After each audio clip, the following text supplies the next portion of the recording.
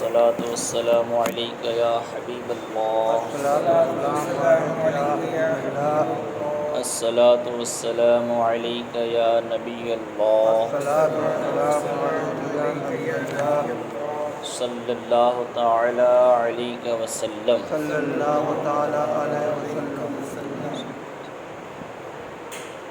اس سے پہلے شرب کا بیان مکمل ہو چکا ہے. اب یہاں سے نیا بیان شروع ہوتا ہے، اشربا کا بیان. اشربا میں وہ ساری چیزیں آئیں گی جسے پیا جاتا ہے پانی کے طور پر، نبیذ کے طور پر یا شراب کے طور پر. بہرحال جو بھی پینے والی چیزیں ہیں اس کے تعلق سے اس بیان میں گفتگو ہوگی. حدیث نمبر 1 صحیح مسلم میں حضرت عائشہ رضی اللہ تعالی عنہا سے مروی ہے، کہتی ہیں کہ رسول اللہ صلی اللہ تعالی علیہ وسلم کے لیے مشق میں ہم نبیذ بناتے، صبح کو بناتے تو عشاء تک پیتے، اور عشاء کو بناتے تو صبح تک پیتے. یہ گرمی کے زمانے میں ہوتا تھا.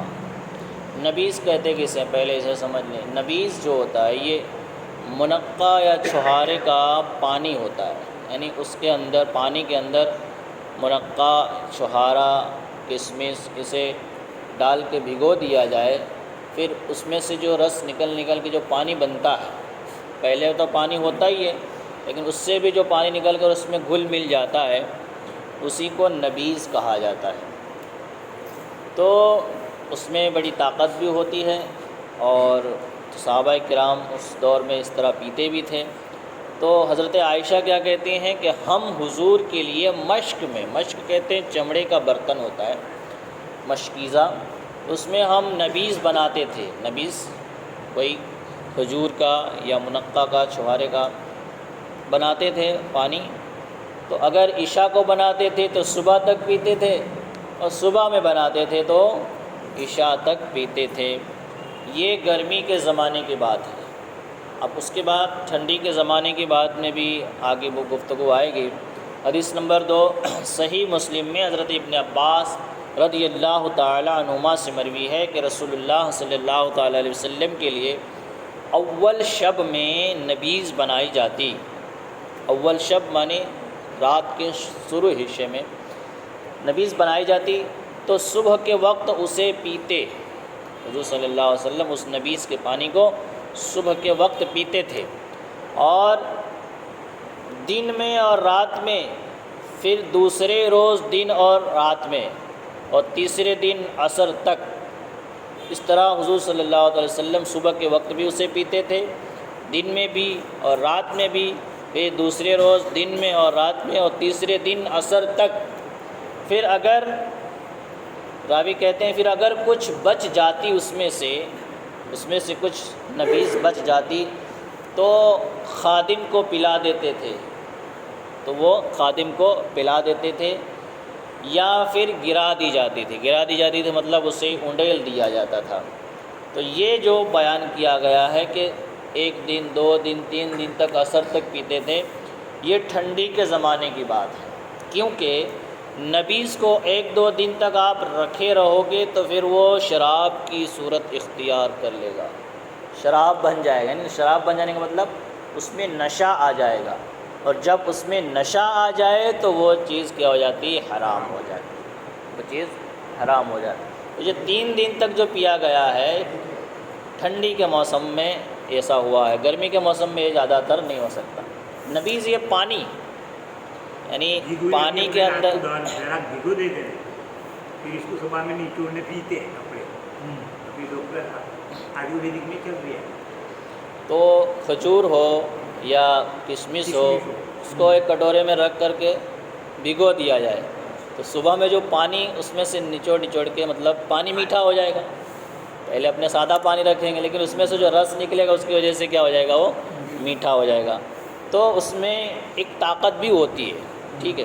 تو پہلے جو حدیث بیان اس میں کہ گرمی کے زمانے میں حضور صبح کو بنائی جاتی تو شام تک پی جاتی تھی، اور شام کو بنایا جاتا تو صبح تک پی جاتی تھی۔ لیکن ٹھنڈی کے زمانے میں وہ زیادہ دیر تک چلتا، جلدی خراب نہیں ہوتا، ٹھنڈی کے موسم میں کھانا بھی جلدی خراب نہیں ہوتا ہے، تو وہ 3 دن تک چلتا تھا، تیسرے دن عصر تک وہ چلتا تھا۔ تو فرماتے ہیں کہ اگر اس وقت عصر تک بھی کچھ باقی رہ جاتا، یعنی لوگ نہیں پی پاتے، تو اسے پھر خادموں کو دے دیا جاتا تھا، خادم پی لیتے تھے، اور اس کے بعد تک یعنی زیادہ اسے استعمال نہیں کیا جاتا تھا۔ اور یہ ٹھنڈی کے زمانے کی بات ہے، ورنہ گرمی میں اتنی دیر چلنے والا نہیں ہے۔ تو یہ نبیذ کے بارے میں حکم ہے کہ نبیذ حضور صلی اللہ علیہ وسلم پیتے تھے، تو اس طرح پینے میں کیا ہے، جسم کے لیے طاقت بھی ہے۔ تو دیر میں وہ جو ہوتا ہے وہ اس میں نشہ پیدا ہو جاتا ہے، اور حضور نے فرمایا کل مسکر حرام، ہر نشہ والی چیز کیا ہے، حرام ہے، اس لیے زیادہ دیر تک نہیں چلے گی۔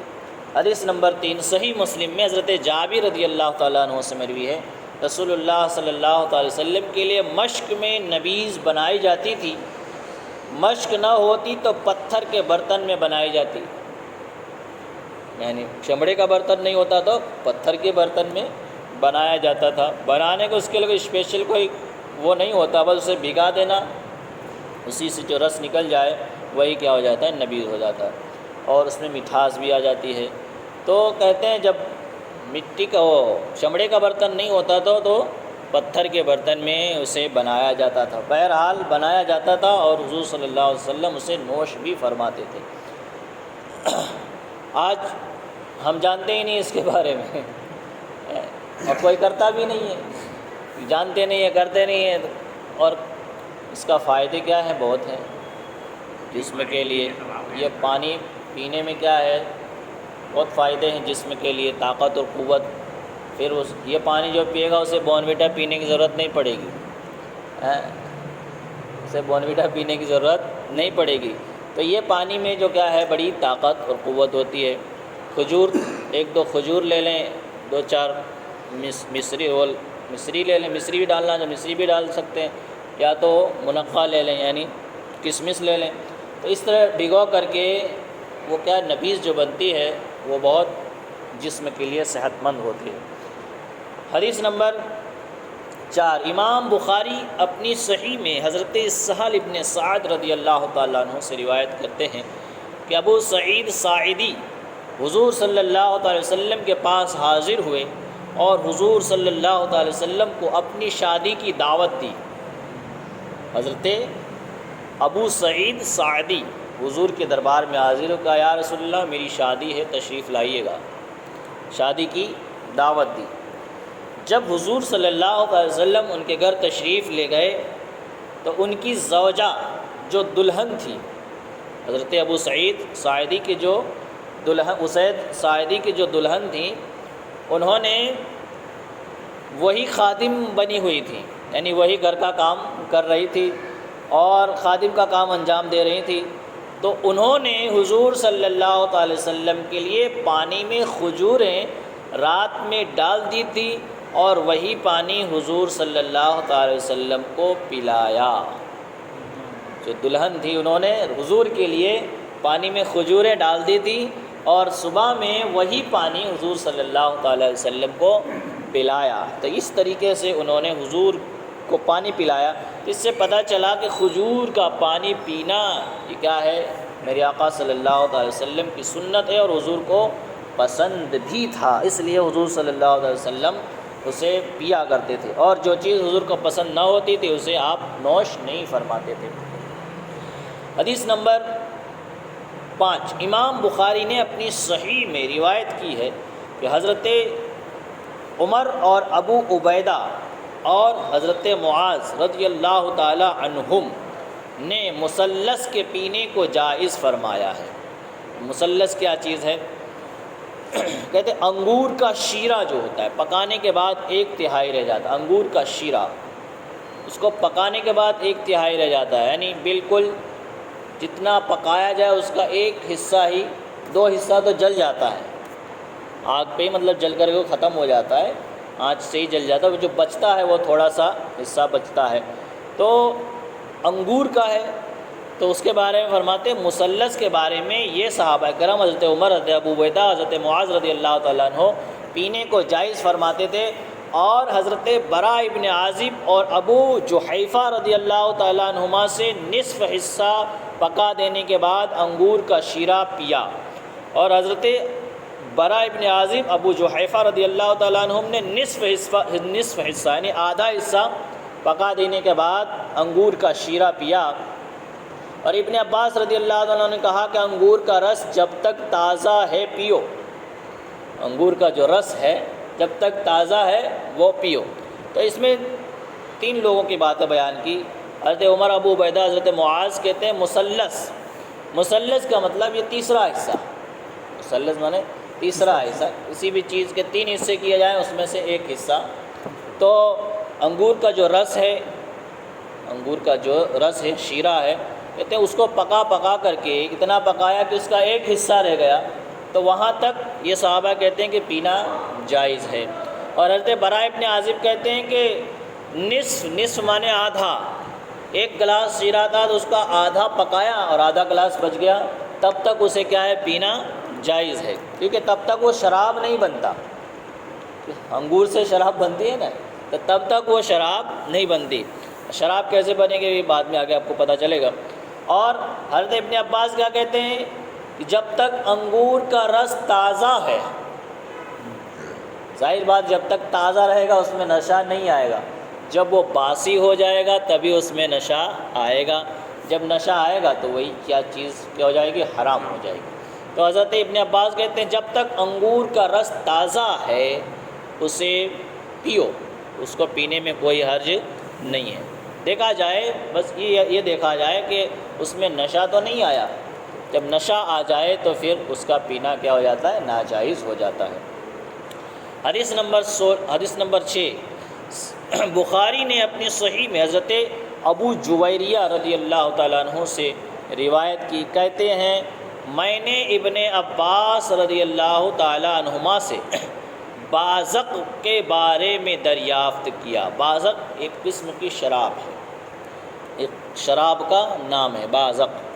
کہتے ہیں میں نے حضرت ابن عباس سے بازق کے بارے میں دریافت کیا، پوچھا تو انہوں نے فرمایا کہ محمد صلی اللہ تعالی وسلم بازق سے پہلے گزر چکے ہیں، لہٰذا جو نشہ پیدا کرے وہ حرام ہے، اور فرمایا کہ پینے کی چیزیں حلال و طیب ہیں اور حلال و طیب کے علاوہ حرام اور خبیث ہیں۔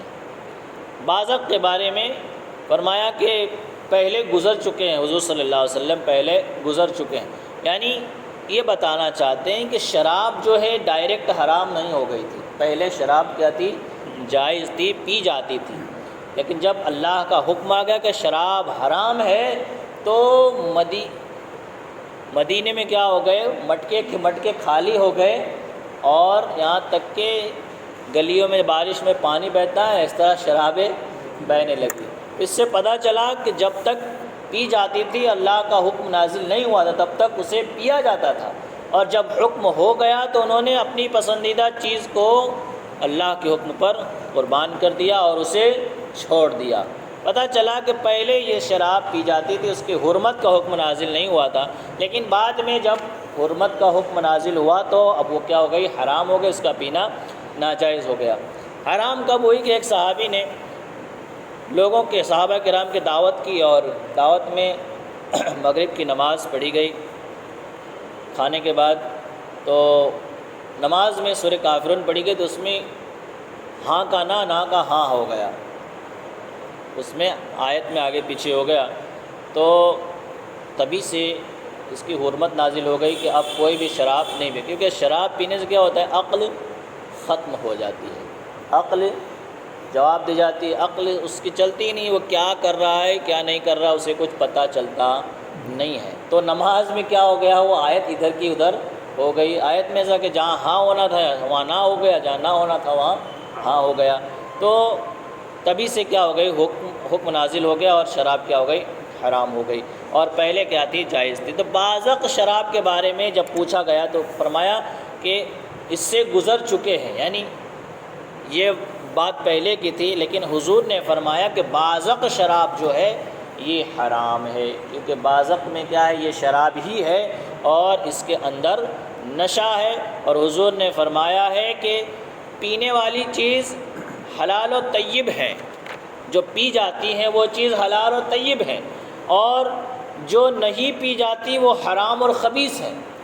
نہیں پی جاتی کا مطلب جس کا پینا ناجائز ہے وہ حرام اور خبیث ہیں، اور جن کا پینا جائز ہے وہ حلال اور طیب ہے۔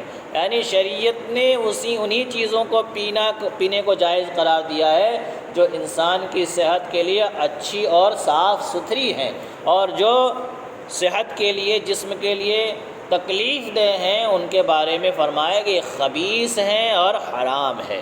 تو شراب جو ہے یہ خبیث اور حرام ہے، اس سے انسان کے جسم کو کوئی فائدہ پہنچتا نہیں۔ سب سے پہلے تو اس کا اثر یہ ہوتا ہے کہ عقل ختم ہو جاتی ہے۔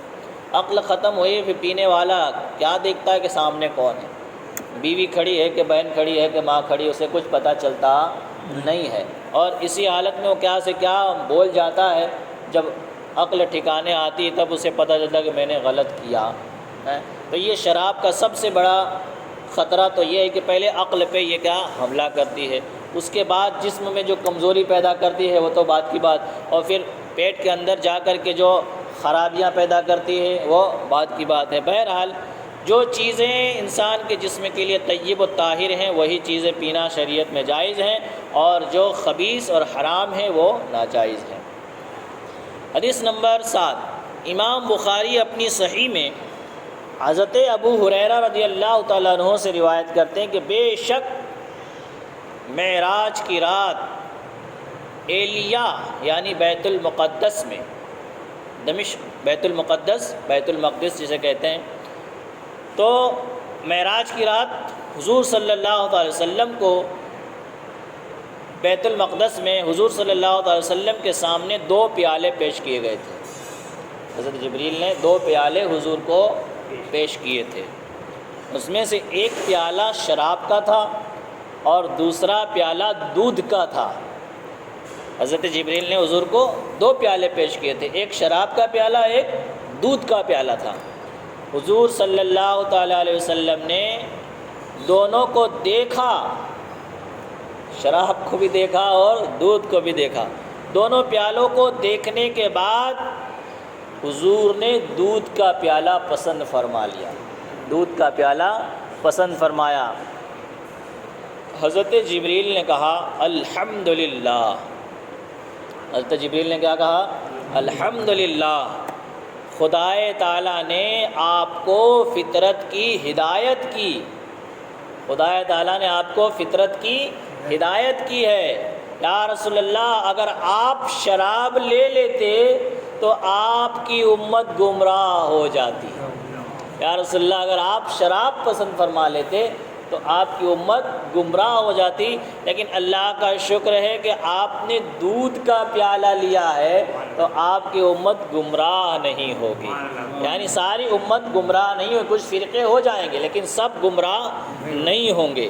تو حضور صلی اللہ تعالی وسلم نے یہاں پر دونوں پیالوں میں سے دودھ کا پیالہ پسند فرما کر ہمیں یہ بتا دیا کہ اللہ و رسول کی بارگاہ میں پسندیدہ چیز کیا ہے؟ دودھ ہے، نہ کہ شراب ہے۔ دودھ پیو، شراب نہ پیو، دودھ سے طاقت بڑھاؤ، شراب پی کر کے جسم کو ناتواں اور کمزور نہ کرو۔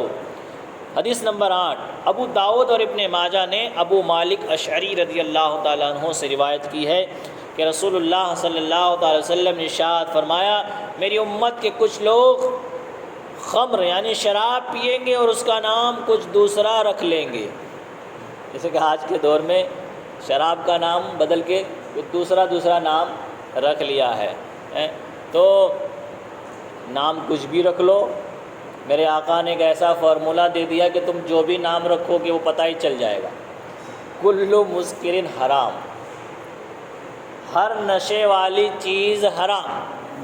اب تم کوئی بھی نام رکھو، نام کوئی بھی رکھو، اگر وہ نشہ لاتی ہے تو وہ حرام ہے، اور نشہ نہیں لاتی تو پھر حرام نہیں ہے۔